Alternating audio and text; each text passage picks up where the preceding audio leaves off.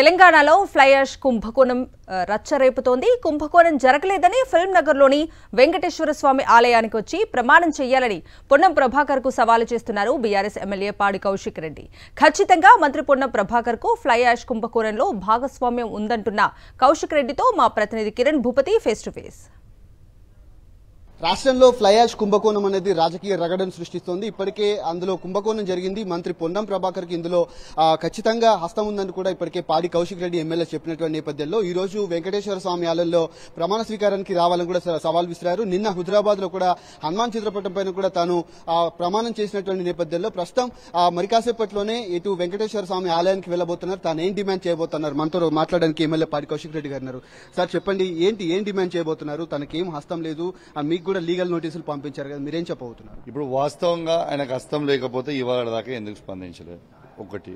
రెండోది, అసలు లారీలా ఒక బాధ్యత గల ట్రాన్స్పోర్ట్ మినిస్టర్ గా ఉండుకుంటూ లారీలు ఓవర్లోడ్ పోవచ్చా ఇస్ మై పాయింట్. అంతే నాకు కావాల్సింది. లారీలు అనేటికి ఈ రోజు కూడా ఎందుకు ఆగుతలేడు?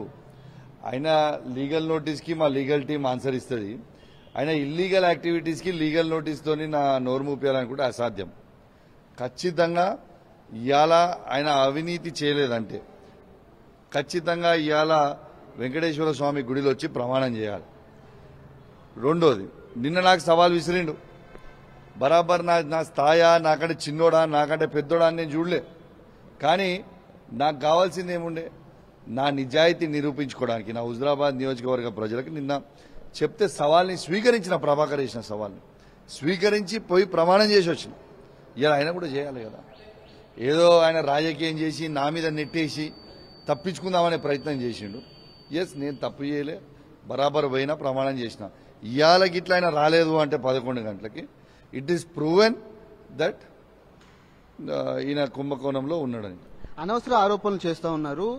ఇందులో ఎలాంటి కుంభకోణం జరగలేదు, కావాలని తనపైన బురద చల్లే విధంగా రాజకీయాలు చేస్తున్నారని కూడా మీరు ఆరోపించారు. మీకు లీగల్ నోటీసులు పంపించారు. మీకు సంబంధించినటువంటి అంశంలో కావచ్చు, అటు పేపర్లకు కావచ్చు, పత్రికలకు కావచ్చు, వాటికి కూడా లీగల్ నోటీసులు పంపించారు కదా, దీని మీద మీరేం చెప్పబోతున్నారు? నీకు ఒకటే చెప్తున్నా. ఫస్ట్ థింగ్, ఆయనకు 100% ఇన్వాల్వ్మెంట్ ఉన్నది. నేను ఒక బాధ్యత కలిగిన శాసనసభ్యునిగా రెడ్ హ్యాండెడ్గా పట్టుకొని ఆ లారీలను ఆపి వేబ్రిడ్జ్ పై వెయిట్ చేసి లైవ్ గా జనం సాక్షిగా చూయించిన. ఇక అది ఇంకా కూడా దాన్ని ప్రూవ్ కాదంటే ఏం ముచ్చట?